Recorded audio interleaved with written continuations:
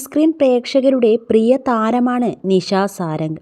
കാലങ്ങളായുള്ള അഭിനയ ജീവിതത്തിൽ ചെറുതും വലുതുമായ നിരവധി കഥാപാത്രങ്ങൾ താരം പ്രേക്ഷകർക്ക് സമ്മാനിച്ചിട്ടുണ്ടെങ്കിലും ഉപ്പും മുളകും എന്ന പരമ്പരയിലാണ് താരം കൂടുതൽ ശ്രദ്ധേയമായത്.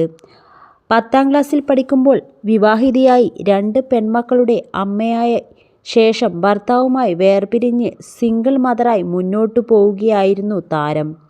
ഇപ്പോഴിതാ തനിക്കൊരു കൂട്ട് വേണമെന്ന് തോന്നുന്നുണ്ടെന്ന് തുറന്നു സംസാരിച്ചിരിക്കുകയാണ് നിഷ സാരംഗ്. നിഷ സാരംഗിൻ്റെ വാക്കുകൾ ഇങ്ങനെയാണ്: ഒരു വേണമെന്ന് തോന്നുന്നുണ്ട്. അതിന് കാരണവുമുണ്ട്. കുട്ടികൾ വലുതായി കഴിയുമ്പോൾ അവർ നമ്മുടെ ഒരു കാറ്റഗറിയല്ല. നമ്മൾ പറയുന്നതും ചിന്തിക്കുന്നതും അവർക്ക് ഇഷ്ടപ്പെടണമെന്നില്ല. ആ അവസരത്തിൽ നമുക്ക് പറയുന്നത് കേൾക്കാനും നമ്മളെ കേൾക്കാനും നമുക്ക് പറയാനും ഒരാൾ വേണമെന്ന് തോന്നിത്തുടങ്ങി. വെറുതെ ഇരുന്ന് നമ്മൾ കരയാൻ തുടങ്ങും. തിരക്കുകളിൽ ഓടി നടക്കാൻ ഒരാളാണ് ഞാൻ. അതിൻ്റെ ഇടവേളകളിൽ കാര്യങ്ങൾ ഷെയർ ചെയ്യാൻ ഒരു സുഹൃത്തോ ആരെയെങ്കിലും ഒരാളെ ആവശ്യമാണ്. വീട്ടിൽ നമ്മളെ കേൾക്കാൻ ആളില്ലെങ്കിൽ മൈൻഡ് മാറിപ്പോകും.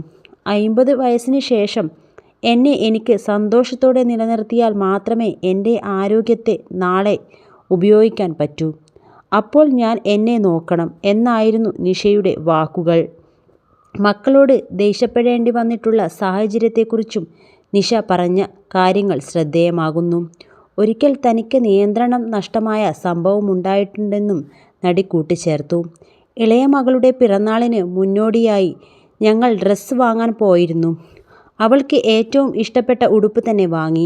അതിൻ്റെ പൈസയെല്ലാം കൊടുത്ത് തിരിച്ചിറങ്ങിയ നേരത്ത് മറ്റൊരു ഡ്രസ്സ് അവളുടെ ശ്രദ്ധയിൽപ്പെട്ടു. അതുകൂടി വേണമെന്ന് വാശി പിടിക്കാൻ തുടങ്ങി. എനിക്ക് കുറച്ച് പിശുക്കിൻ്റെ അസുഖം ഒക്കെയുള്ള ആളാണ്.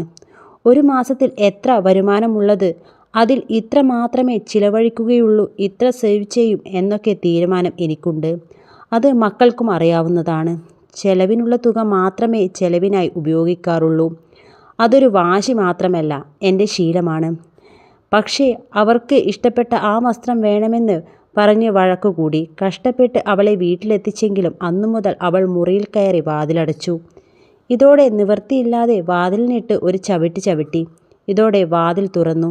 പിന്നെ 2 ദിവസം ഭക്ഷണം കഴിക്കാത്തതിൻ്റെ ക്ഷീണമുണ്ടായിരുന്നതിനാൽ മകളെ ആശുപത്രിയിൽ കൊണ്ടുപോവുകയും ട്രിപ്പിട്ടതിന് ശേഷം തിരികെ കൊണ്ടുപോവുകയും ചെയ്തു.